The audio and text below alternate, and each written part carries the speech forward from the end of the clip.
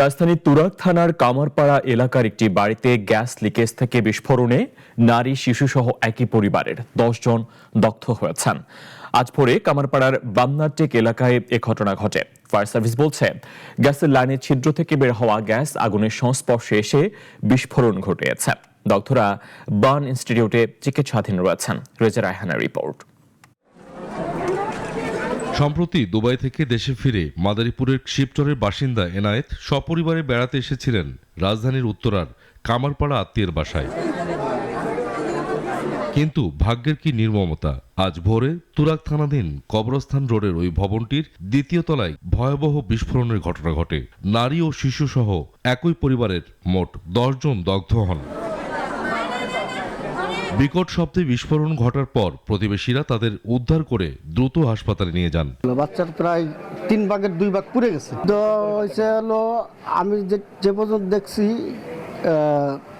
7 জনের মতন আর কি, গুরুতর হলো 4 জন। সাউন্ডের মানে তীব্রতা এত ছিল যে এদিকের গ্লাস থেকে শুরু করে আশেপাশের গ্লাস, মসজিদের গ্লাস সব ভেঙে গেছে। ফায়ার সার্ভিসের ধারণা, রাতে কোনোভাবে গ্যাসের পাইপ থেকে লিকেজ হয়ে ঘরে গ্যাস জমেছিল এবং ভোরে আগুন জ্বালাতে গেলেই এই ভয়াবহ বিস্ফোরণ ঘটে।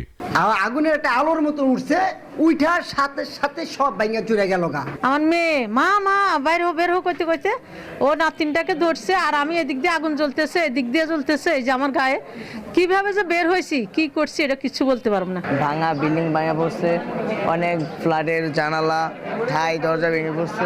দগ্ধদের সবাইকে জাতীয় বার্ন ও প্লাস্টিক সার্জারি ইনস্টিটিউটে ভর্তি করা হয়েছে। তাদের মধ্যে কয়েকজনের অবস্থা আশঙ্কাজনক। ঘটনাস্থল পরিদর্শন করে বিস্ফোরণের প্রকৃত কারণ উদ্ঘাটনের চেষ্টা করছে তিতাস গ্যাস কর্তৃপক্ষ এবং ফায়ার সার্ভিস। রেজা রায়হান, নাগরিক, ঢাকা।